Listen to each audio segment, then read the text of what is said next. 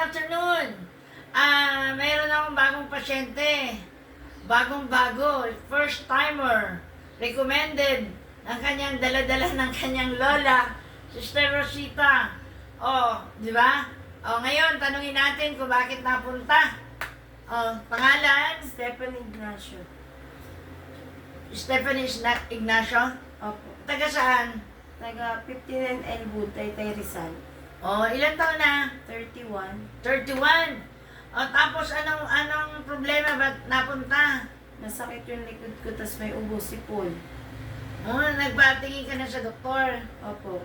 So, anong nangyari? Binigyan ng gamot, tapos after 3 days, pag hindi okay, magpa-x-ray. Magpa-x-ray. Oo. O, sa tingin mo, ngayon therapy. After therapy, anong naramdaman? Magana sa pakaramdam. Yung likod, Okay na.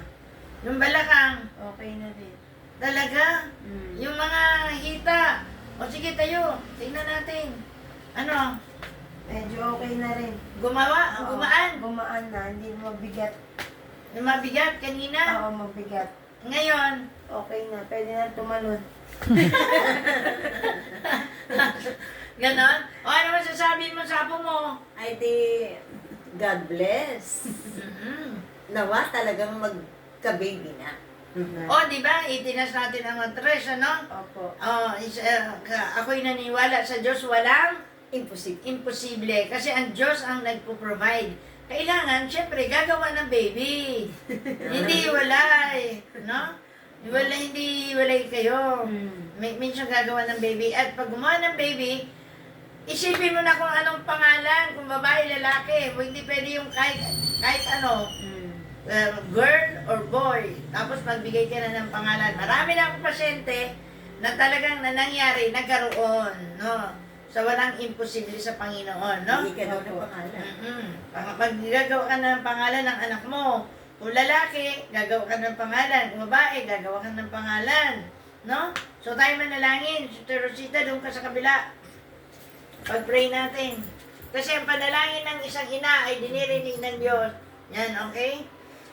Hallelujah. Dakilang Diyos, ang pagpadang Ama, salamat po Panginoon sa iyong biyayang kagalingan ni Sister Stephanie. Dalayan po namin, patuloy mo ibuhos sa kanyang kalakasan, kalusugan, tagumpay, at sa kanyang hanap buhay. Dalayan po namin, i-bless mo, na nawa tulungan mo siya magkaroon ng karunungan, kung ano ang nararapat kainin, inumin, at i-lifestyle, para ma-achieve na niya ang kanyang minit-miting kagalingan.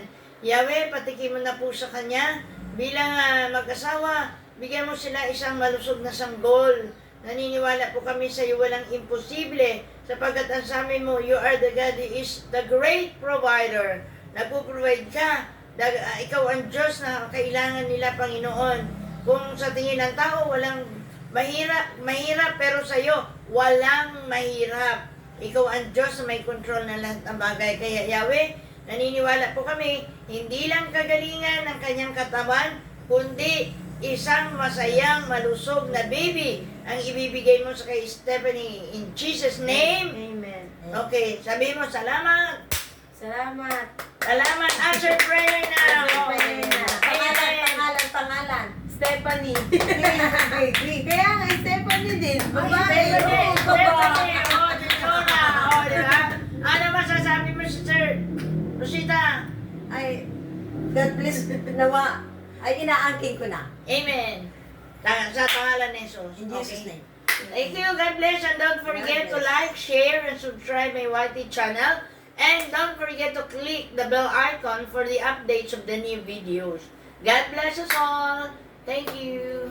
Bye.